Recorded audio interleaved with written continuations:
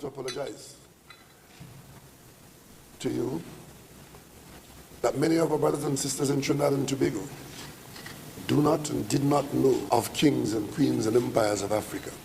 As an African or a Nigerian or Ghanaian, have you ever wondered why it is that when it comes to Ghana, there are so many countries that are, related in some way and somewhat with Ghana?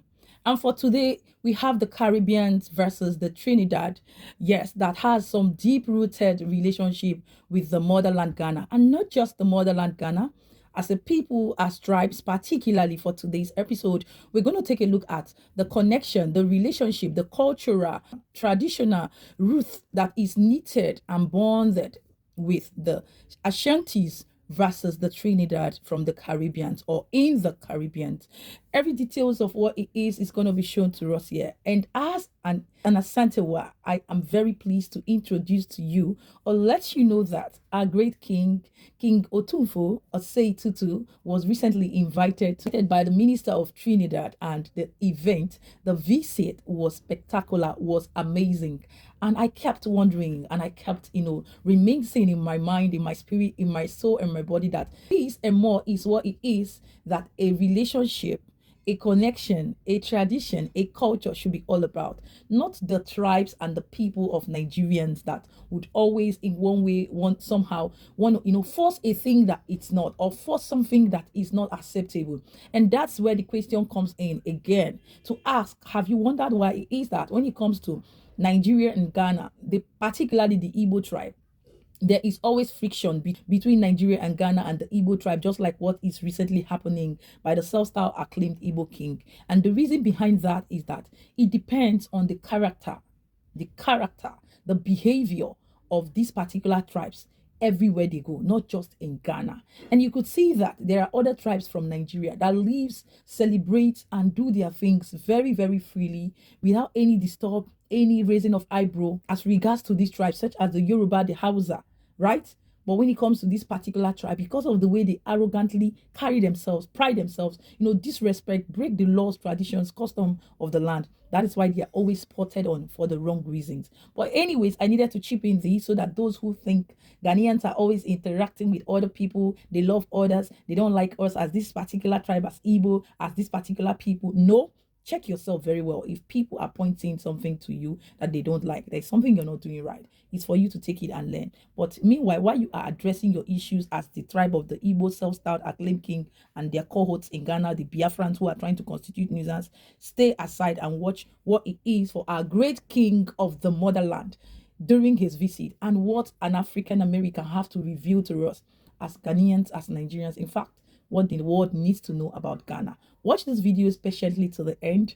Like this video for my sake, but most importantly, stay subscribed because I would not want you to miss out on any episode that have to do with our great king, the greatest of them all, the powerful, the most powerful in Africa. If you don't like it, just take it easy. If you don't get it, just forget about it because it's not meant for everyone to flow and understand the spirit, the liveliness, the vibe, the energy that comes with the king. If you don't understand it, what you will understand.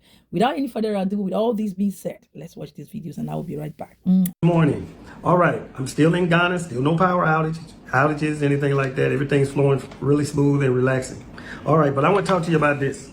If you get up in the morning like I do, and I go to the markets, the local markets, I don't go to the international places, more the local. If you're using this, they're not going to be able to break this down. They're not going to be able to give you change off it. Or if they do, they'll have to go to different places to get the change, and you know how we feel about time. So this is how I decided, and I don't have the Momo system, okay? But this is how I figured out how to break this, to play it, spend it all. So if I walk up to a place and I can see that they don't have the change, I spend all of it. Tell them to keep the change. Now, you may say, but I look at it as I'm still helping the local economy, so that's fine. And they will remember you for that, and they will appreciate it. Number two, something that is a little different. I tip everywhere I go. I always leave a tip, largely because I appreciate I try to encourage the person to stay in business and continue to work hard and show my appreciation for what they're doing for me, okay? And the third big thing is time. Things move in a very, very slow, methodical way. And so I'm starting to get used to it, but it is a little difficult because in the U.S. we're prone to keep track of time because our system is like time is money. You're wasting time, you're wasting your money, you're wasting opportunities. But in general, if you got this early in the morning and you're going to a local market where I like to shop and buy things, be prepared to just give it all to them, okay? Good day, people. I want to talk to you about 3 major culture shocks that are totally different from the United States, okay? Totally different. Some are good, some are just, makes you wonder. Okay, first, I was walking past the school and the kids were laughing and enjoying themselves. And I wanted to see what they were doing, like what type of lessons were they learning. And my cousin said, well, let's go into the school or on the school grounds and see the students learning. And I said, I can't do that. And he's like, well, I said, we'll get arrested. You can't step foot on school property and not be authorized and you won't go to jail. He was like, no, the kids will stand up and greet you. And then, and I'm like, wow. Because in the United States, if you step foot as an unauthorized person or a stranger on a school property, they're going to lock the entire school down. You're not going to be able to go through the door because it's going to automatically lock. And the police will be seeing you very shortly, if not right then and there.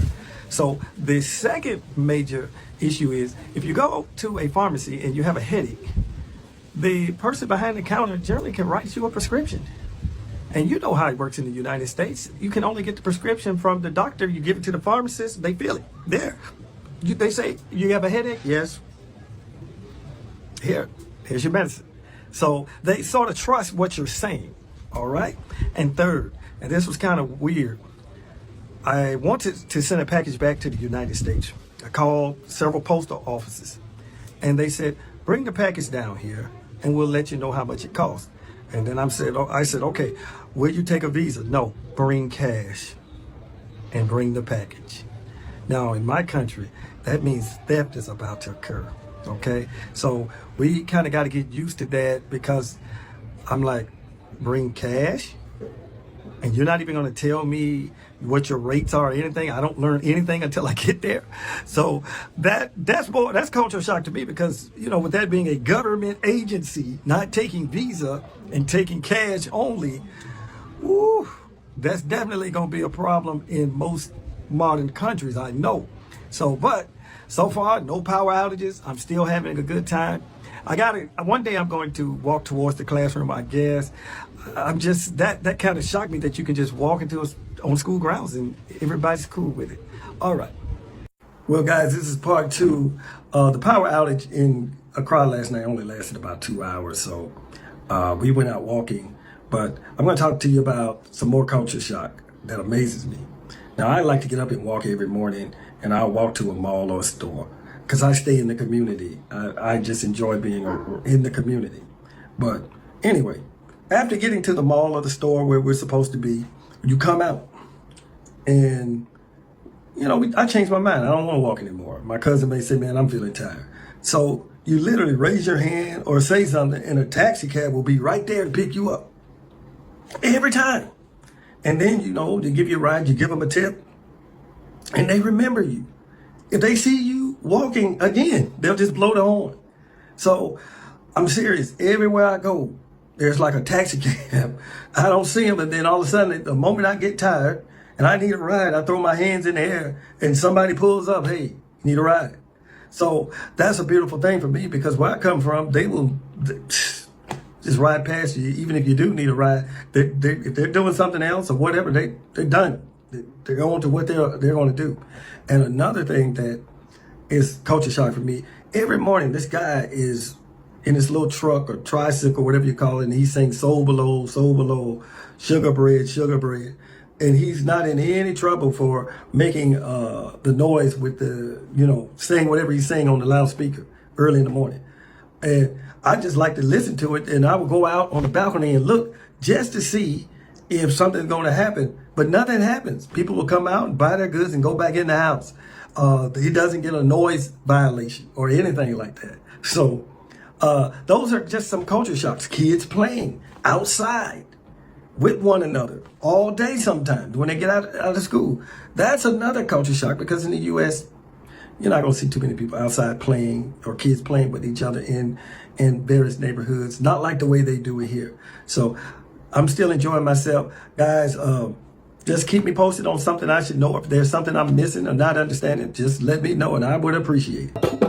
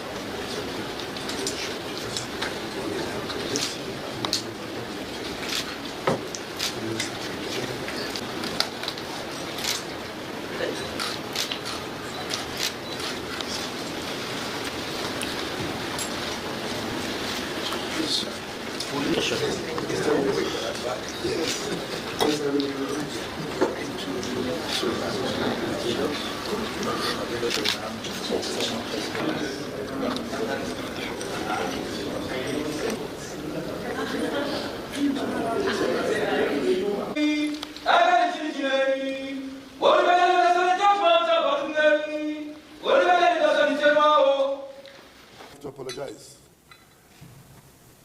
to you that many of our brothers and sisters in Trinidad and Tobago do not and did not know of kings and queens and empires of Africa.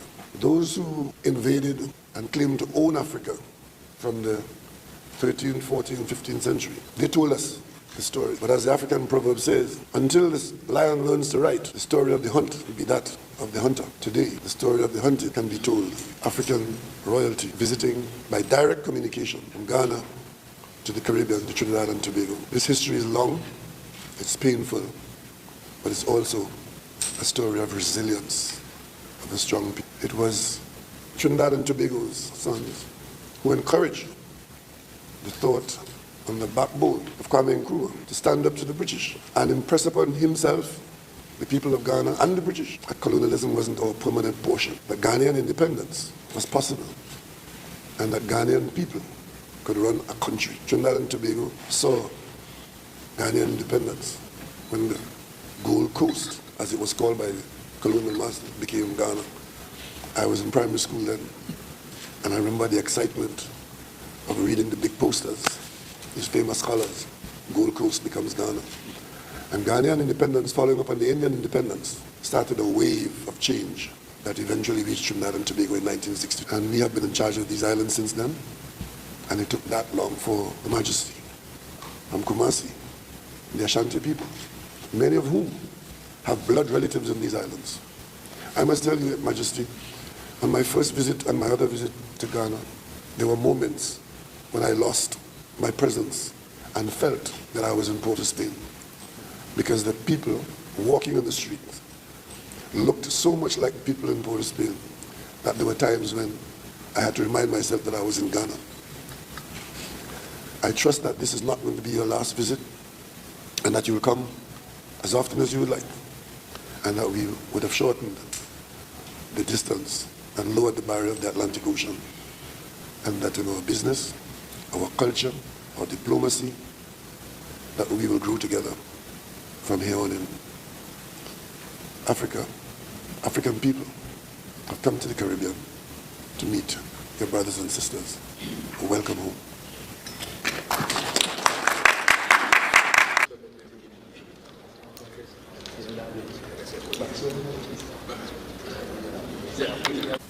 So, let me say thank you for the invitation that you extended to me to come and visit and to be with my people. So, we have been received very well and been made to feel that we are home here.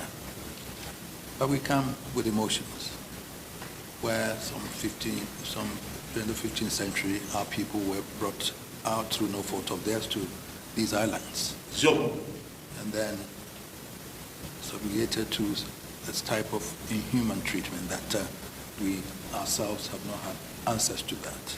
So, but then again, there was this emancipation that was declared that slavery and slave trade has been abolished. And then continuing from there, in 1881, my own grand-uncle's son was also brought here, Trinidad, Kofinti, who, after the 1874 war, Second and Wesleys War, he had been taken to England to be wizened, supposedly. And that we were primitive, and therefore he has to be taken out to be wizened, even though we lived in our own way, our own environment, and then we're happy with that. And then after that, he was brought to Trinidad. So history tells me that Ghana and Trinidad have always had a linkage from there. Because why Trinidad? They could have taken him to a different island, but they brought him to Trinidad. The excuse was that the weather was similar to Ghana at the time. And his brother who was taken had died of tuberculosis in London, and therefore let's take him to Trinidad. So it was a message to us that Trinidad and Ghana are the same. And after that, we've had George Padmore and others also. Like you said, having known Kwame Nkrumah from Lincoln University and all that, I haven't studied, and then helped him also with the Pan-Africanism to be able to lead Ghana into independence. From there on, we are here now. Your visit to Ghana in 2020, during the celebration of Ghana's independence, was something that reminded us that we have some brothers also somewhere. Because you came to Kumasi, we hosted you in Kumasi, we had the opportunity. You felt not as a prime minister, but you felt like you were in your father's home at the palace. And that is how the relationship of Trinidad and Tobago with me and the kingdom was aroused for us to realize that no matter what, our citizens are also there. So when the invitation came for me to visit, COVID stopped it. But COVID has not been able to stop it because we are here today.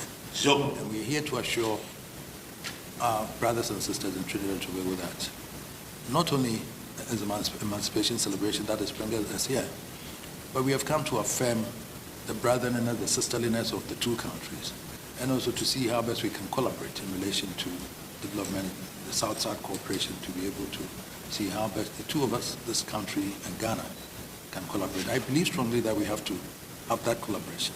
I know at your level, at the political level, you've signed some agreements, but I don't want that to be shoved into the shelf, because that's what happens. But I come here not as a politician, but as the King of Ashanti, who has a blood relation with my people, and I seek their welfare on the welfare of Trinidad. So I'm here for us to look at various ways using this visit to also assure my people here that after emancipation, what next? What next? We cannot continue to go out and blame the people who enslaved us. They've given us the freedom. But I still feel that my people have problems here. So after emancipation, what next? I've come to assure them that, look, we still can do better for ourselves. We should make sure that the independence that we have, we would take the opportunity to develop ourselves in a way that it will enhance to the development of our destiny and our nature. So I'm here, Your Excellency, at your invitation. I'm here because I'm here to be with my people. I'm here also for us to collaborate to see how best we can mutually build our countries together. That is why I'm here, and I thank you very much for this invitation. I'm particularly pleased that it will be a demonstration of the tradition long known about Africa, among Africans who have built the continent before it was deemed to be a dark place, that wisdom lies not only with one person, but that wisdom is dispersed. But it takes a coming together. We will share with you our steel pan music. And as the president probably would have told you, before I came to Ghana, he had been to Trinidad to a number of carnivals. I don't know if he came officially or unofficially, but he had been here about 2 or 3 times. He was here in 75. Yes. So when he came here on his official visit, he was not a stranger. And I trust that as we build these links, that many of you will find a place in the scheme of things that we look forward to. And your young people and our young people will find their long-lost connections. And in today's world, that kind of relationship is valuable. In the area of international diplomacy, the Caribbean, of which Trinidad and Tobago is an integral part of CARICOM, we play a leadership role in CARICOM. In recent years, we have been relying more and more on a collaboration with the African components. So now we have African, Caribbean, Pacific arrangements, and then we now have African Caribbean arrangement. Barbados, Trinidad and Tobago, Jamaica. We have made special efforts to reach out to our people in Ghana, Nigeria, Uganda, Kenya, South Africa, and it makes us stronger in a hostile world. We support each other on international business in terms of getting people into position where decision making is.